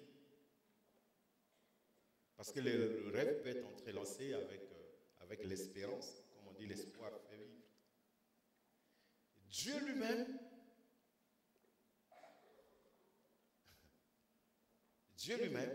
nous prouve que le rêve est un élément fondamental pour ton développement personnel et pour ton équilibre dans la foi. La vie est faite des rêves. Je rêve d'une belle voiture. Je rêve d'être ceci à 30 ans. Je rêve d'être cela à 40 ans. Je rêve de réaliser telle chose à 60 ans. Je rêve d'atteindre tel objectif dans une semaine. Et Dieu lui-même dit, premièrement, faisons. Il n'a pas encore fait. Alléluia. Faisons. Il arrive que certains rêves que tu ne partages à personne, tu dois les garder toi-même jusqu'à ce que tu vas les mettre à exécution. Il y a certains rêves, tu peux les partager à ton épouse, à ton mari, à tes enfants ou à des amis, parce que ces rêves ont besoin d'être raffermis. Parce que quelqu'un pourra te dire, non, ce n'est pas bien. Ça peut te permettre donc d'apporter des ajustements dans ton rêve. Mais il y en a d'autres, tu n'as intérêt à dire à personne, parce que c'est un rêve qui revêt un caractère prophétique et il ne faut pas que les gens puissent le combattre. Et alors Dieu dit, faisons l'homme, premièrement. Deuxièmement, à notre image, selon notre ressemblance. Troisièmement, afin qu'il domine. Donc ce rêve a 3 tableaux. L'objet de ce rêve, c'est l'homme qui doit être créé. La caractéristique de cet homme, c'est qu'il doit être semblable à Dieu et lui ressembler. La raison fondamentale de cette caractéristique et de l'existence de cet homme, c'est qu'il doit dominer. Ça veut donc dire que ce rêve est précis. Je fais un homme, comment il va être? Il va être à ma ressemblance, il va être selon mon image, et qu'est-ce qu'il va faire? Il doit dominer. Alléluia. Alors donc, quand l'homme vient, il voit évidemment qu'il est à la ressemblance de Dieu. Et Dieu fait passer les animaux devant lui pour voir comment il va réagir. Et c'est lui qui donne les noms aux animaux. Et plus tard, quand il appelle l'animal par le nom qu'il a donné à l'animal, l'animal vient. Donc il a dominé déjà sur l'animal. Et donc, le monde du rêve, c'est comme la sève à l'intérieur d'un arbre. Quelqu'un comme le carburant dans un véhicule. Sans rêve, nous n'aurons pas le courage d'aller dormir. Sans rêve, nous n'aurons pas le courage de nous lever de notre lit. Regardez ce qui vous arrive quand vous réveillez le matin. Regardez ce qui vous arrive avant d'aller dormir. Quelle est la pensée qui vous envoie au lit? Lorsque tu es assis au salon et que tes paupières commencent à s'alourdir, et puis tu dis je vais dormir. Mais quand tu vas dormir, il y a quelque chose qui t'accompagne au lit. Lorsque tu montes dans ton lit, en train d'attendre le sommeil, il y a un rêve qui traverse ta pensée. C'est ça qui va bercer ta conscience, c'est ça qui va bercer ton cœur et bercer ta pensée avant de dormir. Quand tu dors et puis tu commences à rêver. Oh, merci Seigneur pour la belle voiture que tu m'as donnée. Et puis tu lèves demain. Ah, le virement a été fait dans la banque. C'est une bonne chose.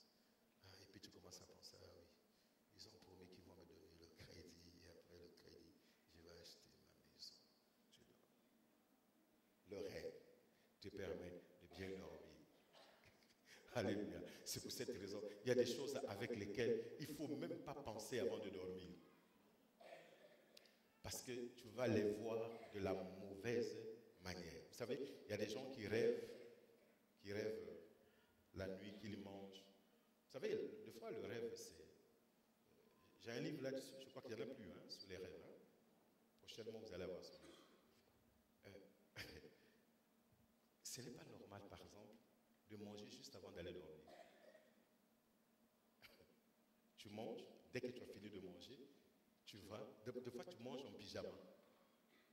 Et quand tu as fini de manger, tu vas au lit. Sois sûr que tu vas faire des cauchemars. Tu peux rêver que tu es en train de faire une diarrhée. Tu peux rêver que tu as fait des crises d'estomac. C'est pas normal. C'est pas normal. Mange un peu tôt. Quand tu as fini, passe ta soirée à lire, à regarder un film, organise des pensées avant d'aller au lit. Ne va pas au lit avec des pensées, surtout ne va pas en colère.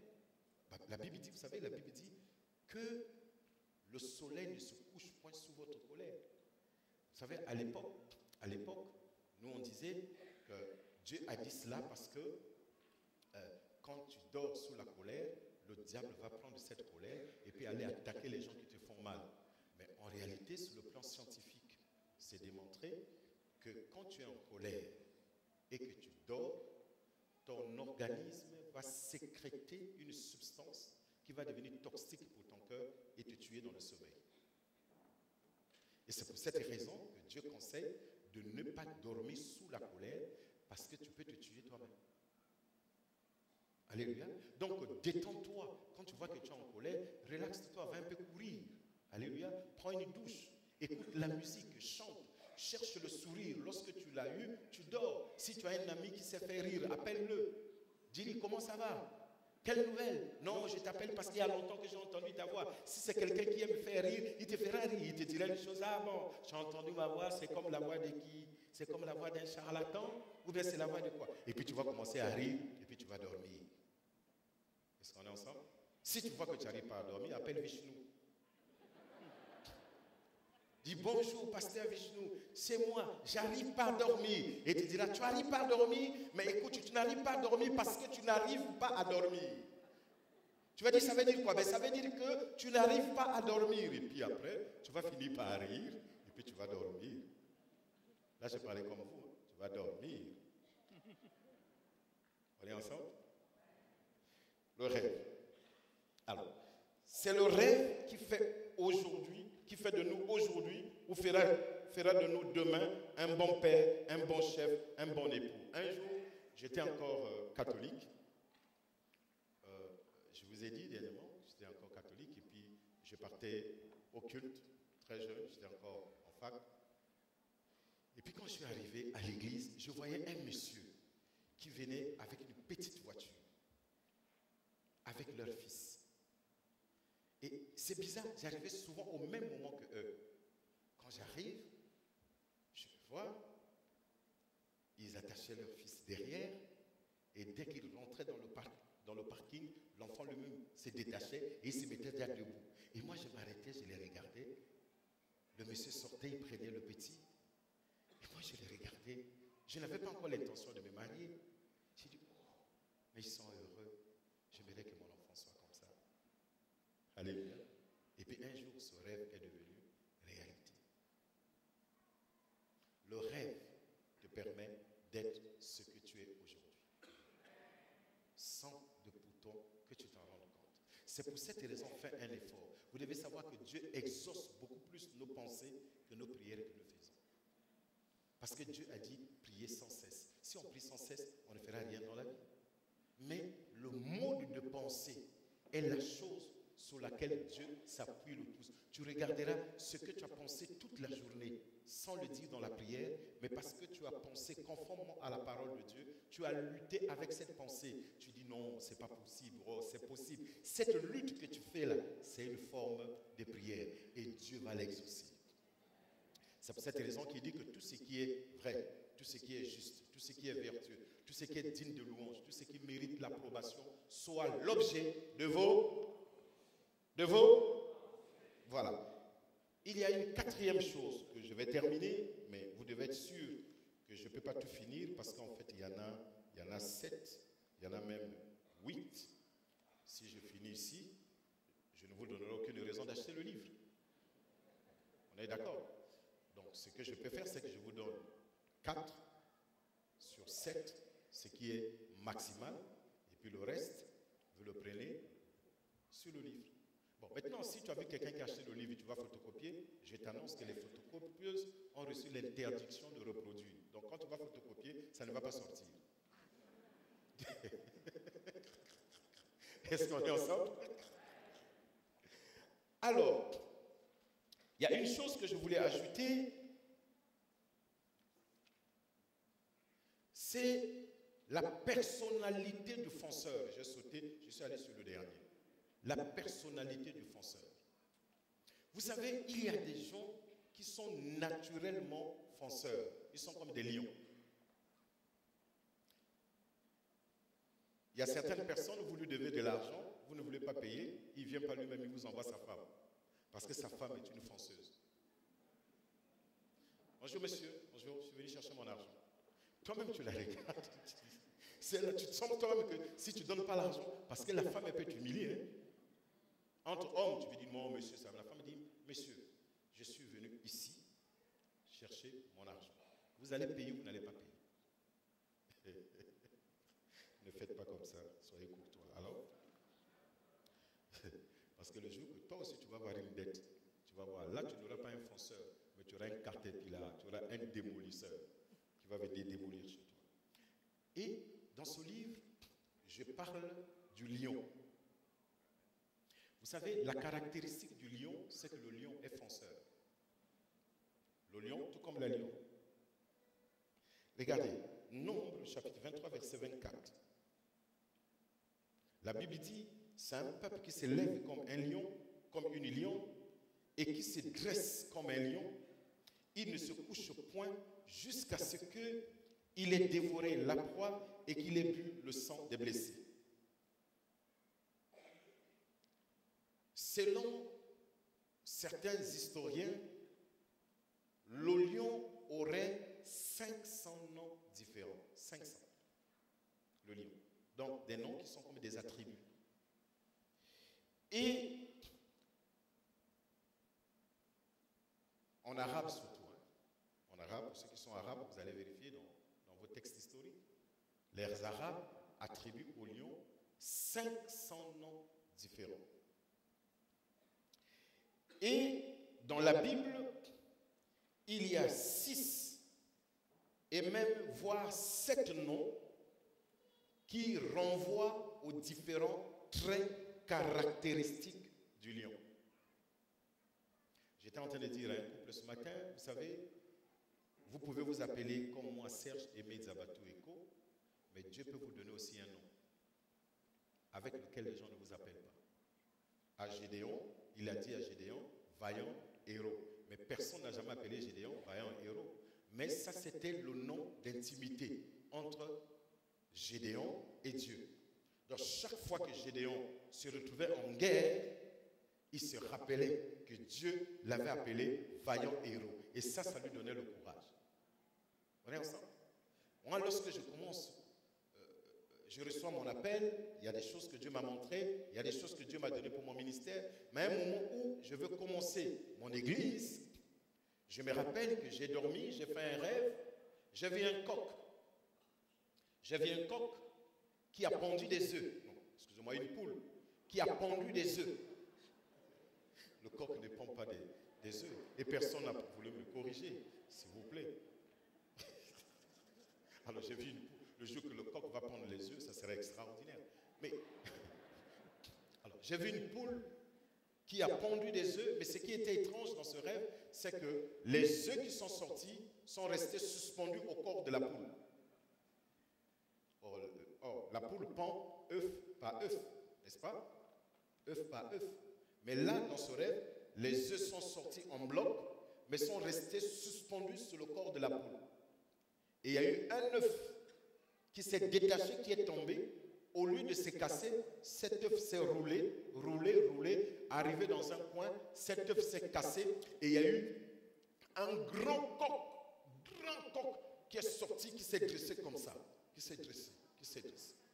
Et puis je me réveille. J'ai dit, comment? Ça, c'est quel rêve? Vous savez, il y a des rêves comme ça. Ça te prend la tête, comme ça avait pris la tête du roi de l'époque. Ça m'a pris la tête. Mais quel est ce rêve? Je suis allé fouiller les encyclopédies, la signification du coq. Vous savez, c'est quand même bizarre. Tu fais un rêve, tu ne sais pas l'expliquer, mais quand on te donne l'explication, tu n'es pas convaincu. Toi-même, tu n'as pas l'explication. Mais quand on te donne l'explication, ça ne te convainc pas. Il y a comme quelque chose qui te dit, ce n'est pas ça l'explication. Mais c'est quand même bizarre, mais tu n'as pas l'explication toi-même. Non, quand je lis les encyclopédies, et puis je vais voir un de mes pasteurs, je lui explique, il dit en tout cas le coq. La Fédération française de football, c'est le coq. Le coq, je cherche, vous savez, bon, j'ai laissé tomber. Parce que moi, dans les rêves, franchement, quand je ne comprends pas, je passe mon temps. Je passe pas mon temps. Parce qu'il y a des rêves que tu comprendras seulement le jour où ça va s'accomplir. Donc, ne fais pas souffrir ton corps. Tu ne comprends pas, prie, remercie Dieu, passe à autre chose. quand ça va s'accomplir, tu vas te rappeler, ah, le rêve. Et vous savez, plusieurs années passent, je suis allé dans une ville où j'avais implanté ma nouvelle église. Et à cette église, je suis en train de prêcher. Et pendant que je prêche sur le podium, je reçois la révélation du rêve. J'ai dit, vous savez, chers amis, un jour j'ai fait un rêve dans ce pays. J'ai rêvé, j'ai vu une poule qui avait pondu des œufs, et puis il y a un œuf qui s'est détaché, et puis l'œuf s'est éclaté, il y a eu un grand coq. Je n'avais jamais compris, mais aujourd'hui, Dieu me donne la confirmation que le coq, quand il chante, c'est pour que les gens se réveillent.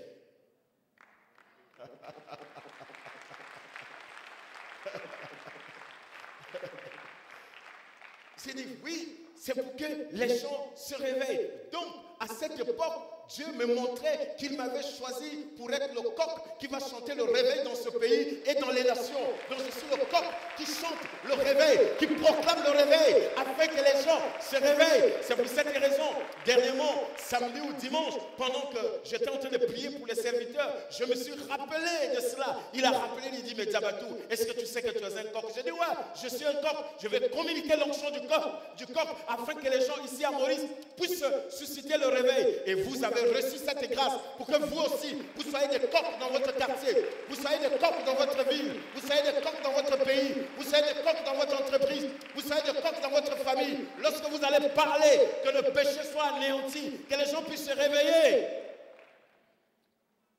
Ça, c'est devenu mon petit nom avec Dieu, le coq du réveil.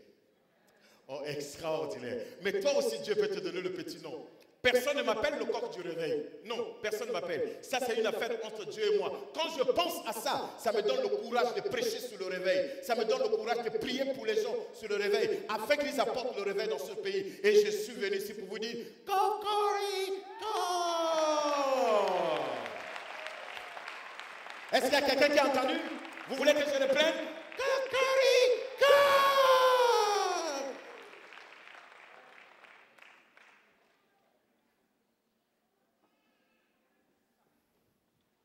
Je vais m'arrêter là, je ne vais pas vous donner toutes les caractéristiques du lion. Vous allez prendre le livre. Qui va prendre celui-là d'abord? Qui n'a pas encore eu mon livre? Alors viens prendre celui-là. Mais tu achètes, hein? C'est pas gratuit. Ah non, c'est sûr. Et puis quand tu le prends ici, tu n'achètes pas au même prix que la table. Quand tu prends au podium, tu prends un autre prix. Voilà. Mais il faut acheter mes livres. Il faut acheter. Ce n'est même pas cher. Le livre, il est vendu à 15 €. Ici, on le vend à 10 €. J'ai payé le transport pour que ça vienne ici. Vous n'allez pas laisser ça repartir. D'accord? Alors, tout à l'heure, vous irez payer là-bas au comptoir. Madame, vous irez payer là-bas au comptoir. Et tout à l'heure, je vais me mettre là-bas pour dédicacer pour ceux qui vont prendre. Et Dieu va vous bénir. Alléluia. Vous allez voir là les caractéristiques du lion dans les 7 facettes dont la Bible lui donne sur cet animal. N'oubliez pas que Jésus est présenté comme étant le lion de la tribu de Juda. Mais le diable est présenté aussi comme un lion. Jésus n'est pas comme le lion. Jésus est le lion de la tribu de Juda. Mais Satan, la Bible dit que votre adversaire, le diable, rôde comme un lion. Mais il n'est pas le lion. Alléluia. Ça veut dire qu'il veut imiter le lion. Mais notre Seigneur Jésus n'est pas comme le lion. Il est le lion.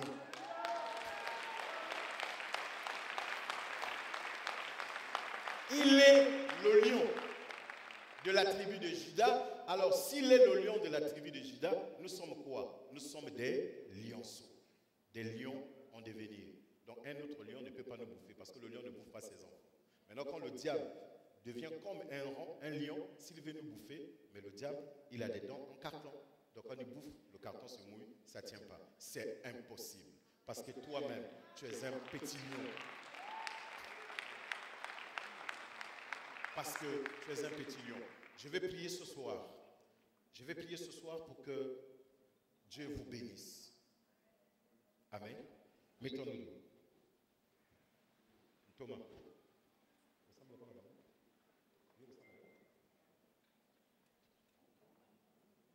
Mettons-nous debout. Je vais prier, ensuite l'apôtre viendra pour faire le service, pour scanner ceux qui doivent être scannés. Vous savez, nous sommes venus ici avec le scanner multifonction. Donc il peut scanner dans tous les sens, dans les cheveux, parce qu'il y a des scanners qui ne scannent pas la tête. On est venu avec le scan qui scanne tout. Dites scan multifonction. Et dis scan multifonction. Voilà, rien ne va être caché. S'il y a des démons en carton, on va les découvrir puis on va les brûler. Au nom de Jésus. Il est merveilleux. Lèvons nos mains. Oh, elle est où, Fiona? Donne-moi un petit son. Donne-moi un petit son. Et nous allons prier. Nous allons prier. Je veux simplement que tu puisses travailler ta personne. Tu puisses travailler ton attitude. Dans ton attitude, que tu puisses développer le caractère du silence. Dans ta foi, mais trouver aussi des moments où tu es environné du silence. Tu puisses aussi développer le caractère du fonceur comme le lion. Rien ne te fasse reculer tant que Dieu est avec toi.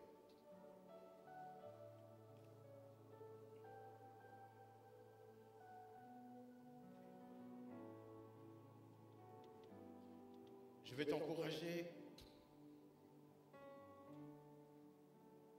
quels que soient les problèmes que tu as, quelles que soient les difficultés que tu rencontres, adore Dieu. Oublie quelquefois tes problèmes et adore-le. Oublie quelquefois tes dettes, tes difficultés, ta maladie. Adore Dieu. Et il te visitera même dans ta chambre. Un jour, j'étais sous ma douche, en train de me laver. J'ai un neveu, lui il est musulman. Et pendant que j'étais sous la douche, en train de chanter, d'adorer, et lui me dit, oh, mais tonton Aimé, tu es dans les toilettes, ça sent mauvais. Comment tu peux prier Dieu dans un endroit qui sent mauvais? J'ai dit, qu'est-ce que tu penses? Que quand je rentre dans les toilettes, Dieu reste dehors?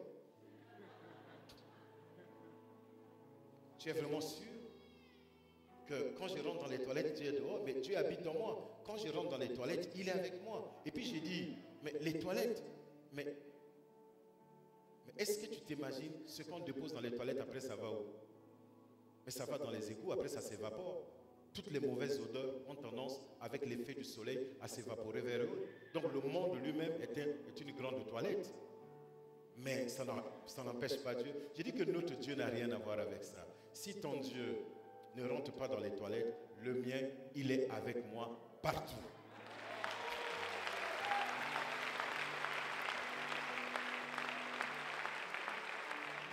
Si le tien, lorsque tu vas aux toilettes, il te dit, vas-y, je t'attends ici, le mien n'est même pas comme ça. Je ne peux même pas penser à ça. Parce que le mien, il est esprit. Et l'esprit n'est pas influencé par tout ce qui est matériel. Donc les odeurs, ça ne fait pas partie des choses qui le perturbent. Parce qu'il n'a pas un corps, il n'a pas un odorat. Alléluia. Il n'a pas un odorat pour cela. Lèvons les mains, nous allons prier. Alléluia. Alléluia.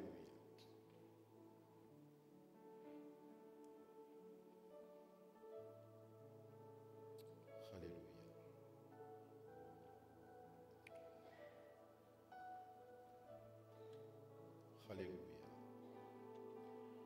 Dieu, ce soir, tu as parlé à ton peuple.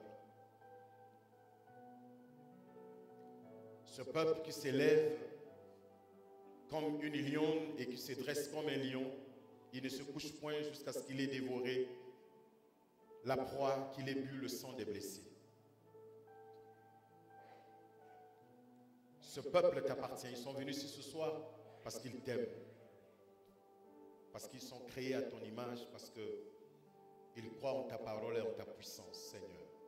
Vous allez dire après moi, Seigneur Jésus, je suis là ce soir, d'abord pour t'adorer, te rendre un culte, pour que tu parles à mon âme, que tu parles à mon esprit.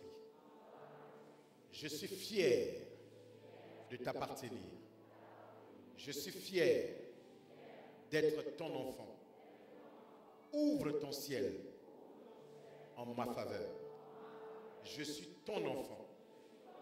Je refuse d'être une victime. Je veux des grandes choses qui puissent s'accomplir dans ma vie. À cause de cela, je veux développer l'attitude qui convient le mieux à ce que j'attends de toi. Fais de moi quelqu'un de silencieux lorsque tu opères en ma faveur, que je garde le silence. Fais de moi un fonceur comme le lion, afin que rien ne m'empêche. S'il faut courir, que je cours. S'il faut bondir, que je bondisse. S'il faut sauter, que je saute.